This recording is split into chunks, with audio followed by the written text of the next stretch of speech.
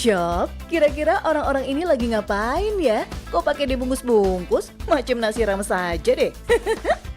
Tapi ini dibungkus bukan sembarang dibungkus loh Shop, melainkan bagian dari sebuah terapi bernama Otonamaki.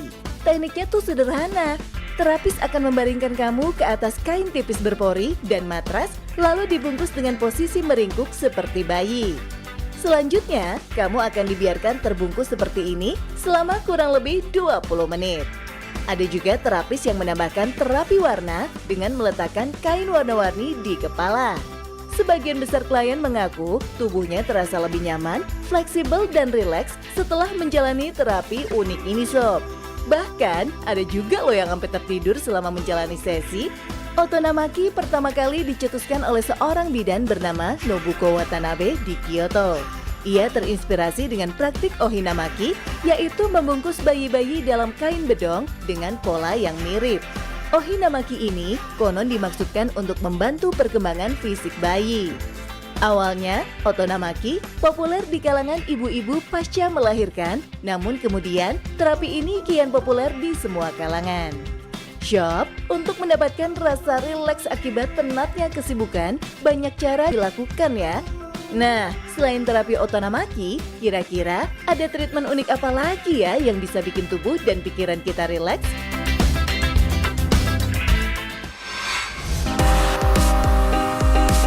Nah, kali ini ada Reiki dengan kuda yang tengah populer di Australia. Reiki sendiri adalah terapi alternatif dari Jepang yang menggunakan energi sebagai media penyembuhan. Nah, alih-alih menggunakan terapis manusia, Reiki yang dilakukan ini menggunakan kuda sebagai medianya Sob. Dalam proses perawatan ini, klien akan berbaring atau duduk di kursi. Kemudian, kuda akan berada di sekitar untuk berbagi energi. Terapi unik ini diyakini memiliki banyak manfaat Sob. Di antaranya, meredakan nyeri, mendukung pengobatan, hingga mengurangi stres.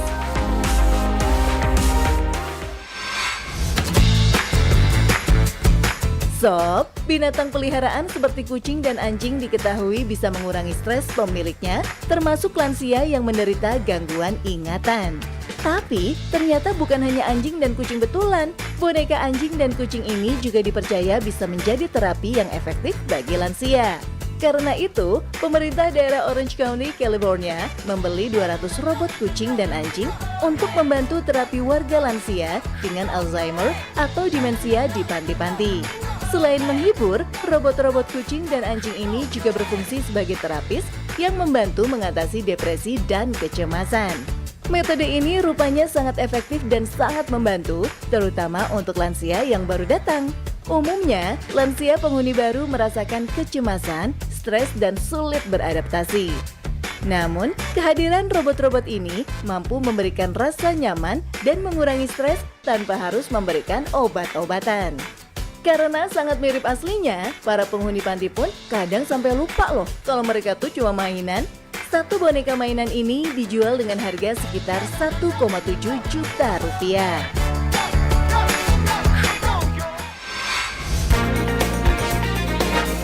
Nah, kalau cara melepas stres satu ini nggak perlu mahal-mahal Sob. Cukup dilakukan dengan cara memeluk pohon.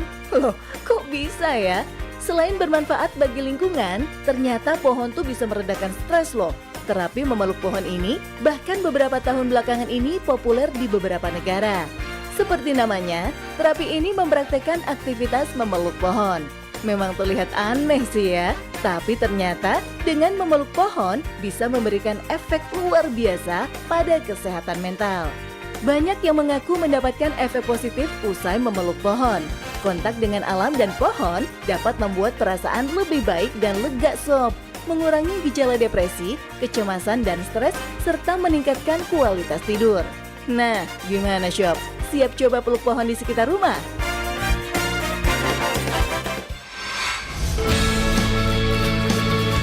Sejumlah turis yang mengunjungi Maroko nggak lupa menyempatkan diri untuk berendam di dalam pasir di gurun Marzouga. Suku nomaden yang menetap di Marzouga menjadikan terapi pasir sebagai salah satu objek wisata. Menurut warga setempat, terapi pasir ini berguna untuk menyembuhkan penyakit rematik, sakit pinggang, gangguan kulit, serta membantu membersihkan tubuh dari racun. Untuk melakukan terapi ini, wisatawan akan dikubur dalam lubang dan hanya menyisakan kepalanya aja sob. Untuk melindungi kepala dari panasnya matahari gurun Sahara, warga biasanya menyiapkan penutup kecil dari kain. Proses berendam dalam gurun pasir ini dilakukan selama 10 hingga 15 menit. Nggak hanya di Maroko sob, terapi pasir ini juga dilakukan di Mesir dan Cina.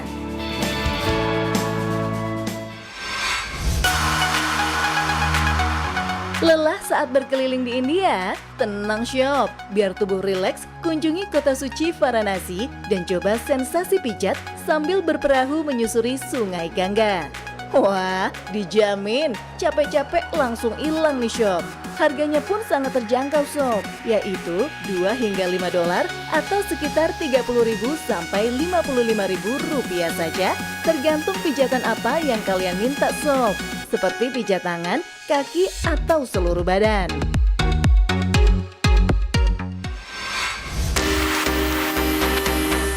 Selain biar rileks nih sob, banyak treatment atau terapi-terapi unik yang dilakukan untuk tujuan kecantikan. Salah satunya ini nih, terapi unik Thai slapping atau tampar wajah ini sangat populer di Thailand.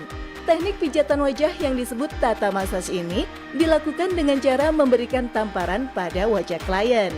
Uniknya lagi nih sob, tamparan ini diberikan dengan iringan musik yang menghentak. Dengan tamparan tertentu di garis wajah, dipercaya akan membantu otot wajah rileks dan membuka aura. Tamparan juga akan membuat energi positif di wajah mengalir maksimal. Tak hanya wanita Thailand, namun banyak turis yang penasaran dengan terapi unik satu ini sob. Setelah diberikan perawatan, wajah mereka memang merah dan sedikit sakit, tapi itu nggak membuat kapok. Metode tampar wajah dianggap sebagai metode alternatif untuk mempercantik wajah selain botox dan operasi plastik. Perawatan anti-aging ini dipercaya sudah ada sejak 100 tahun yang lalu sob.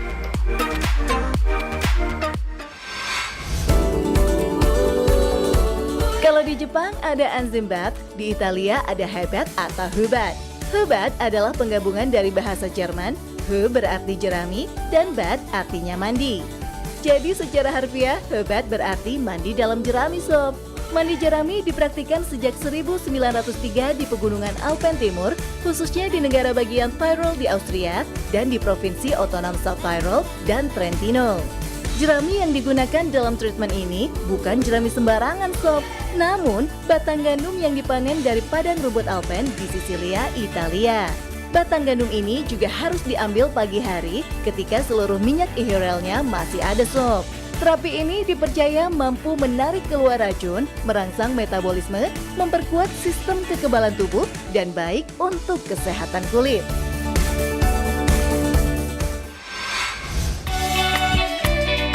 Daratan Arab Saudi yang sebagian besarnya adalah gurun mempunyai permata yang jadi primadona, yakni oasis yang berada di kota Al-Ahsa. Masuk rekor dunia Guinness sebagai oasis terbesar di dunia, oasis Al-Ahsa ini juga jadi warisan dunia UNESCO. Bayangin aja sob, oasis ini luasnya sekitar 85,4 km persegi dan diairi oleh aliran lebih dari 280 mata air artesis. Di daerah Tenggara Arab Saudi ini juga ada lebih dari 2,5 juta pohon palem yang diberi makan sepanjang tahun dari akuifer bawah tanah. Bahkan kebun kurma dan pertanian juga tumbuh subur sehingga Al-Ahsa dianggap memiliki lahan paling hijau di Provinsi Timur Arab Saudi.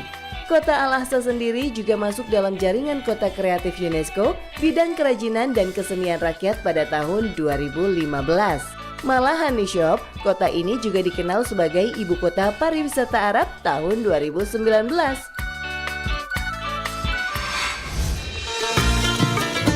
Sebagai umat muslim, pasti Sobat 7 punya Al-Quran di rumah kan?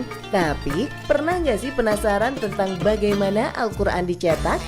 Nah, di Madinah ada percetakan Al-Quran terbesar di dunia, yaitu Kompleks Percetakan Al-Quran Raja Fahd atau King Fahd's Complex for the Printing of the Holy Quran. Konon, percetakan yang berdiri sejak tahun 1984 ini mencetak 10-18 juta eksemplar Al-Quran per tahun. Wajar, karyawannya pun berjumlah hampir 2.000 orang. Di antaranya bahkan ada ulama dan juga penghafal Al-Quran. Mereka bertugas untuk memeriksa Al-Quran karena ditakutkan ada kesalahan di dalam isinya sob.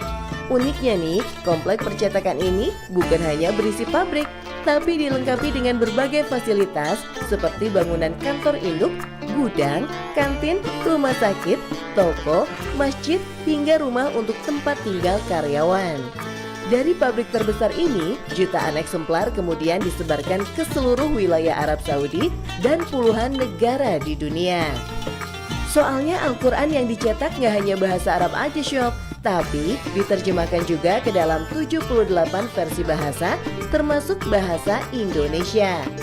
Malah Al-Quran yang dicetak dari komplek ini bukan berupa mushaf Al-Quran aja, melainkan tersedia juga dalam bentuk kaset serta kepingan CD. Percetakan Al-Quran terbesar di dunia ini juga dibuka untuk umum setiap hari, kecuali Kamis dan Jumat. Namun, rombongan laki-laki saja yang diperbolehkan masuk ke area percetakan, sedangkan rombongan perempuan bisa ke area showroom. Dan dalam setahun, setidaknya 1,5 juta umat Islam berkunjung ke kompleks ini. Selain itu, di sini setiap pengunjung bisa mendapatkan satu Al-Quran secara gratis yang jadi tanda hadiah dari Raja Salman.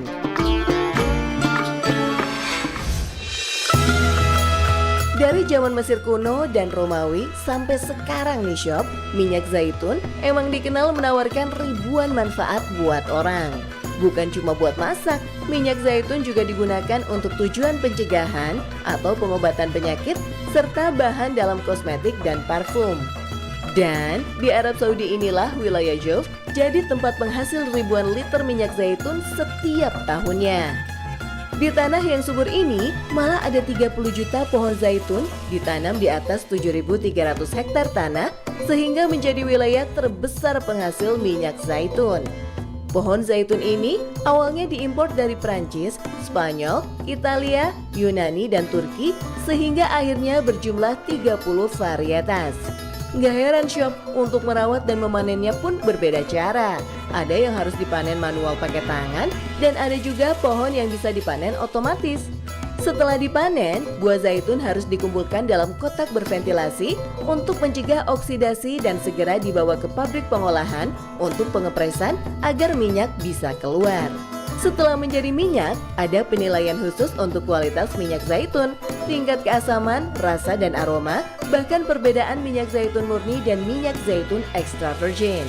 Dengan perbedaan inilah, minyak zaitun dari wilayah Juf bisa dikonsumsi semua kalangan di seluruh dunia. Perusahaan susu terbesar di dunia memang terkenal berasal dari Amerika Serikat, Cina, dan juga Rusia. Namun, beberapa tahun terakhir, Arab Saudi juga muncul sebagai pemain dominan di panggung produk susu global. Sejak tahun 2013, Almarai dari Arab Saudi jadi peternakan sapi perah terbesar di Timur Tengah atau terbesar keempat di dunia yang memerah 107.000 sapi. Padahal, membangun peternakan sapi perah di iklim panas pastinya bukan pekerjaan yang mudah. Tapi, dengan ilmu pengetahuan dan juga teknologi terkini, peternakan di Saudi jadi bukti kalau iklim bukanlah halangan Sob. Wajar kalau pasar produk susu Uni Emirat Arab diproyeksikan akan terus meningkat setiap tahunnya.